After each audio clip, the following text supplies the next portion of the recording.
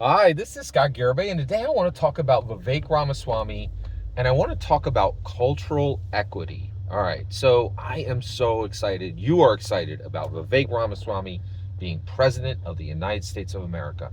And right now, we have a chance. I would say that chance is between 5 and 10% that Vivek Ramaswamy will be the president in 2024 of the United States of America. And the harder I work for it and the harder you work for it, the higher that chance goes, right? So do everything you can. Be talking to people about Vivek Ramaswamy. Be talking and also anything that covers him, comment online, raise his profile, do everything you can to get him elected, right? Put the sign in your yard, let's go, right? But one of the reasons why I'm so excited about him as president is when we get a new president, we can change the structure. I mean, we can fundamentally change the structure. And one of the things I would like from Vivek, listen up. My name's Scott Garibay. This is my request for day one of your presidency: cultural equity. All right, so I want to talk right now with with you about Vivek Ramaswamy and the movie, the 2023 American blockbuster that made $1.4 billion. The film Barbie. It was created by Greta Gerwig. Scott, man, we're talking about politics. What are you talking about the Barbie movie for? The Barbie movie is nothing but politics. It's nothing but political speech calling for political action. Thank you. All right, let's keep going. All right, so and the movie was brilliant, and I wanted to talk to you about a need for cultural equity. So I'm going to talk about a scene, and then we're going to talk about what Vivek Ramaswamy could do to fix American cultural equity. All right, so Barbie goes with Ken from the Barbie world to the real world, and she goes to speak to Sasha. Sasha is she's junior high, right? So she's in junior high, and she used to play with Barbies, but then she got to that point where she put all her toys in a box and told her mom, hey, give these away at the give these away to the Goodwill, right? And her mom kept the Barbie, right? So Sasha's mom is actually playing with Barbie, and that's why Barbie had to travel from the Barbie world to the real world. Okay, but is um, Sasha is in the real world, and she's no longer playing with Barbie, right? So Barbie goes from the Barbie world to the real world with Ken, and then she finds the girl who used to play with her, Sasha, right? So she goes to her high school, walks right into her high school, right? And goes up to Sasha's and begins to walk towards Sasha's lunchroom table in high school, in junior high, excuse me. And immediately this junior high girl stands up, right? And she stops Barbie, right? And when we look at this junior high girl, I think she was specifically by Hollywood made to look conventionally unattractive and made to look frumpy, right? Like she's got very forgettable sweater in a bad color, and her hair, her makeup, everything about this very talented actress, I'm sure they Hollywood did their best to make her look conventionally unattractive, right?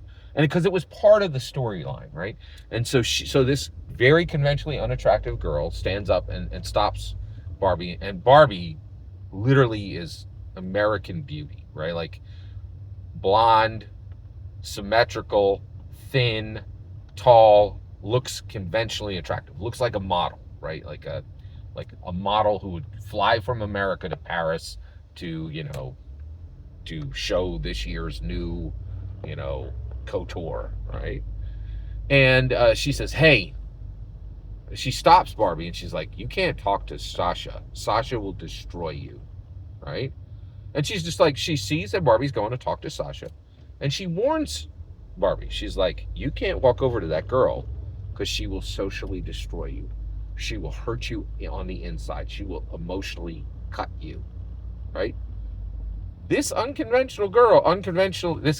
this conventionally unattractive girl who's been frumped up by Hollywood, right?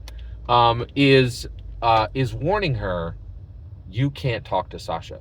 Now, what's interesting is Barbie is beautiful and knows nothing, right? Barbie walks over to Sasha and is immediately destroyed, exactly like the conventionally unattractive girl told her would be.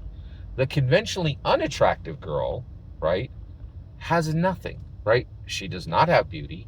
She probably, and actually they show it. She doesn't have any friends, right? She's alone, right? She doesn't have any social power. She doesn't have any influence, right? She has nothing but knowledge. She knows everything.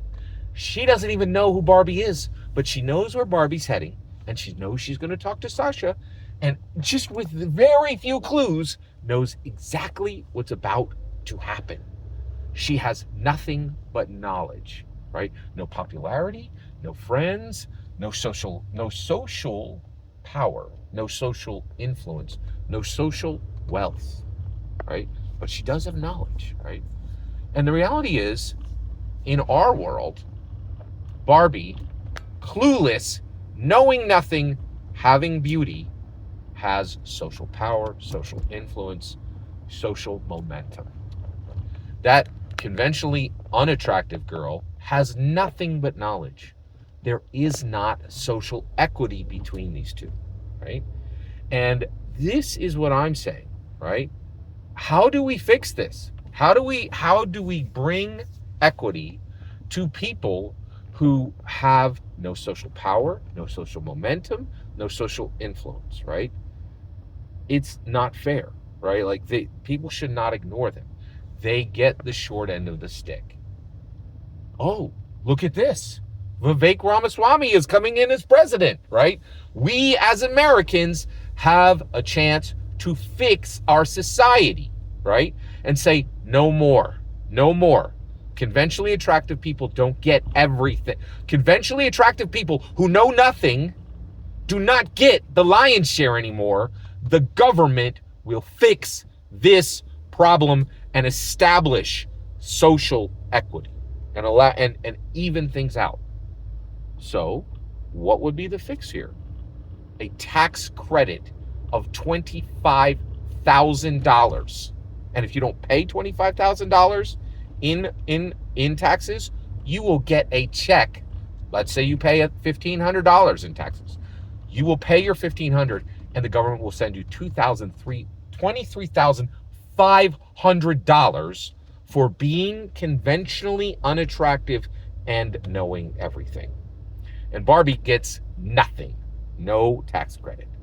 Social equity, right? And you're like, well, Scott, wait, cash doesn't mean she has social power, social momentum, social influence. You're right.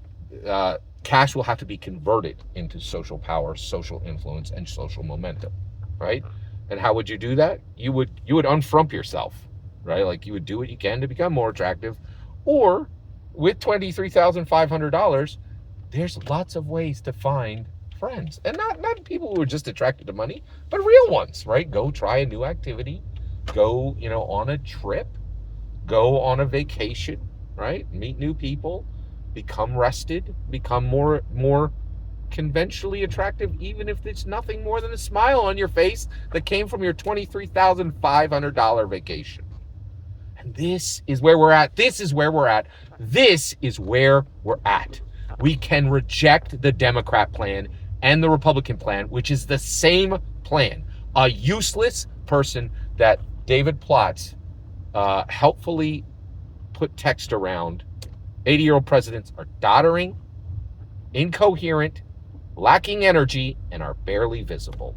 Let's reject gerontocracy and get a president who can actually change the world and establish social equity. Every single word you just heard is my humble opinion. Nothing more and nothing less. What's important is when I get to hear your humble opinion. When you get in the comments and send your traffic, please consider liking, subscribing, and have a wonderful millennium.